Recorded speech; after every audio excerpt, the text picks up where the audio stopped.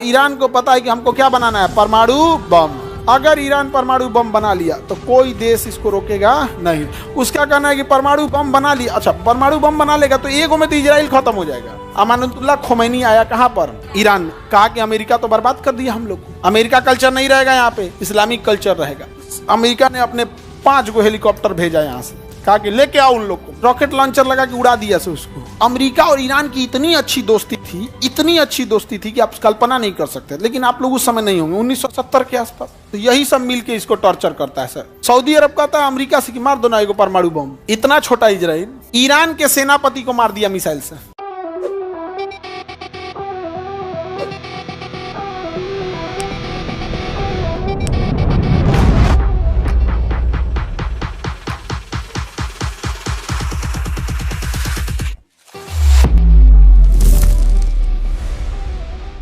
इतना सा छोटा सा इजराइल, इतना छोटा इजराइल ईरान के सेनापति को मार दिया मिसाइल से। किसको?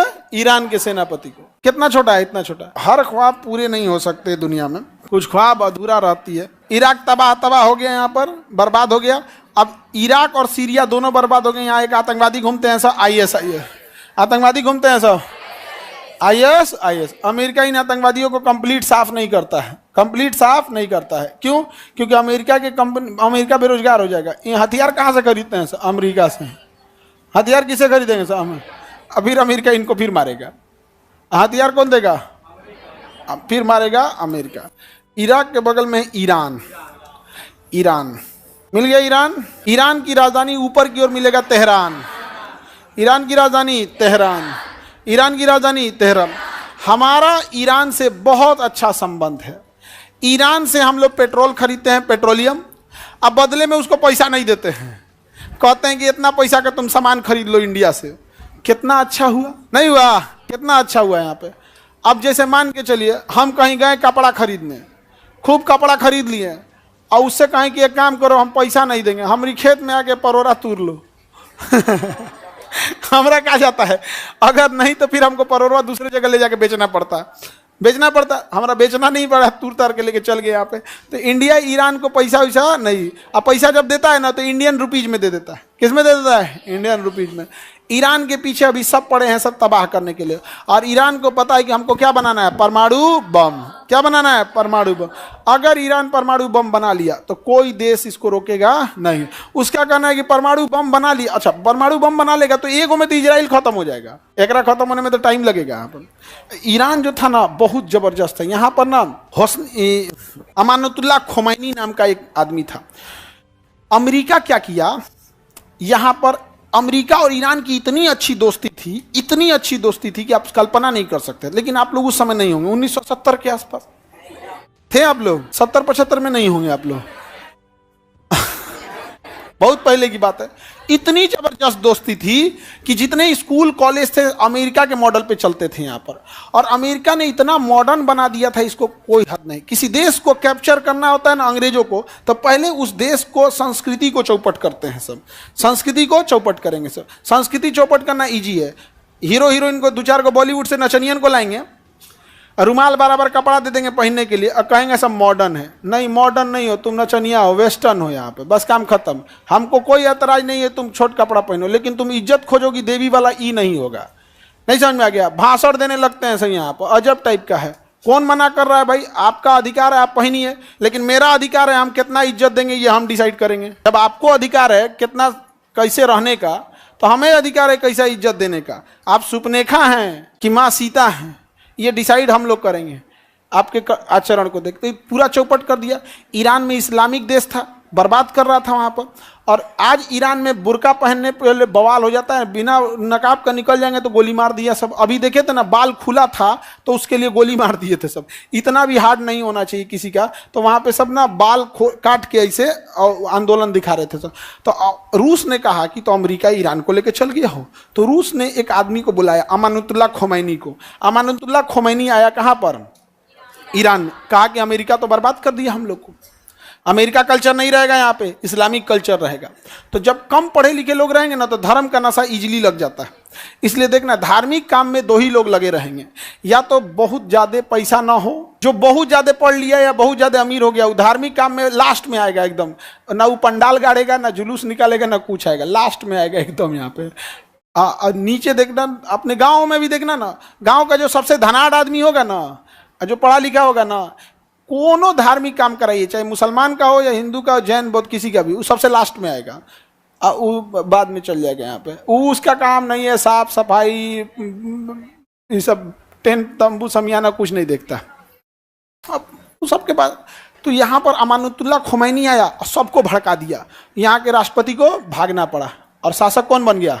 अमानुतुल्लाह खोमैनी। और अमेरिका तो वहाँ वेस्टर्न कल्चर भरा था, उसने कहा कि कोनो स्कूल में हम देख लिए स्कर्ट पहनते हुए तो मार देंगे गोली, वापस सारा इस्लामिक कल्चर ला दिया यहाँ पे। लेकिन अमेरिका वहाँ शराब का तो, शराब और डिस्को डांस, नाच गाना भरपूर भर दिया था। तो खोमैनी ने कहा सबको लाइसेंस मिलेगा, स्टेडियम में आओ, लोग बुला के सबको मरवा दिया। लाइसेंस लेने के लिए बुलवाया था, नहीं समझ में आ गया। जैसे बिहार सरकार कहे कि किसको किसको शराब बेचना है, आप लोग गांधी मैदान में आइए, हम लाइसेंस देंगे 1 के दिन, और सब लोग गए लोग, और सब जना को उठवा ले जाए। तो ये तो हम तो बस गिरफ्तारी का ना बोल रहे हैं, खोमैनी मरवा दिया था सब लोग साफ, कहानी खत्म। अमानुतुल्लाह, अमेरिका भड़क गया, अमेरिका ने प्रतिबंध लगाने लगा और राजदूतों को सजा दिया यहाँ पर। तो रूस ने, ईरान ने क्या किया, अमेरिका के दूतावास में लगभग 250 लोग काम कर रहे थे। कितने लोग? सभी लोग को बंधक बना लिया, कहा कि ये लोग को नहीं छोड़ेंगे। अमेरिका का इतना हिम्मत, हमारे राजदूतों को तुमने बंदी बना लिया। अमेरिका का कोई बात नहीं, अमेरिका ने अपने 5 गो हेलीकॉप्टर भेजा यहाँ से, कहा कि लेके आओ उन लोग को। यही सब ढीठ सब लेके घुस गया सब हेलीकॉप्टर, तले आंधी उठ गया। यहाँ ईरान में क्या उठ गया? आंधी। एक वो हेलीकॉप्टर में गिर गया, क्रैश हो गया, धड़ाम से गिरा, क्रैश हो गया, और वहाँ पे क्रैश गया। आग लगने से पहले उसमें से सब निकल गया, सब कुछ घायल था। अब क्या होगा? एगो हेलीकॉप्टर गया, तब तक वहाँ से एगो बारात जा रही थी, वो देख ली क्या हुआ है, तो इतना मनबड़ था, सब रॉकेट लॉन्चर लगा के उड़ा दिया से उसको, और भयंकर तबाही हो गया। तब तक ये खबर पहुंच गया पूरे इराक में। तो जो 250 बंदी थे ना, उनको अलग अलग जेल में भर दिया कि ले, एक जगह रहेगा तब ना तुम करेगा, अलग अलग जेल में कर दिया यहाँ पे। और तब इन लोग को रिटर्न आना पड़ा। क्या आना पड़ा? रिटर्न। नहीं तो इतना ढीठ था सब, उन सबको पता था कि एक ही जगह यहाँ से सबको भर भर के लेके चलाएंगे। और जानते हैं ईरान ने कितने दिन बंदी बनाया था?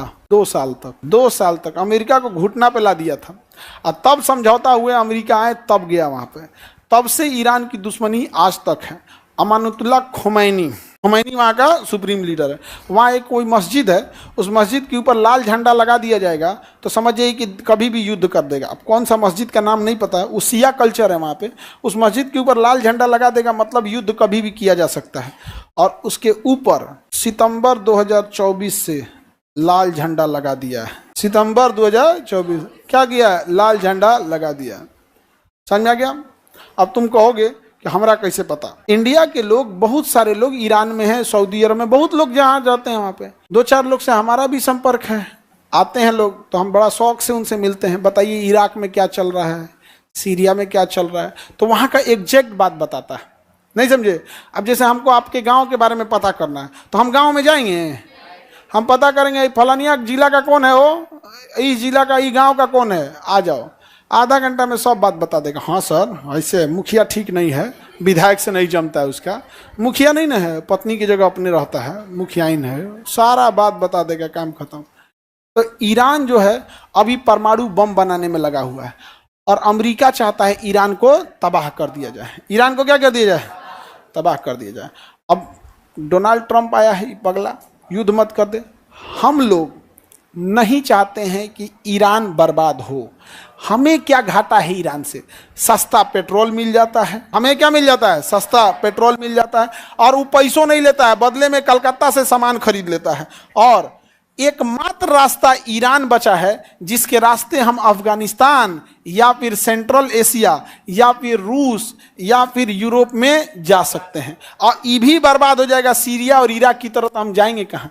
और हमारे लिए एक करीबी देश है जहाँ से इमरजेंसी में कभी भी पेट्रोलियम आ सकता है। रूस उतना दूर से आने में दिक्कत होगा। तो हमारे लिए कौन अच्छा है? जो हमारे देश के लिए अच्छा है। ईरान हमारे देश के लिए कोई खराब है? कोई खराब नहीं है। हमारे प्रधानमंत्री का भव्य स्वागत करता है, उनके राष्ट्रपति उनके प्रधानमंत्री का हम लोग स्वागत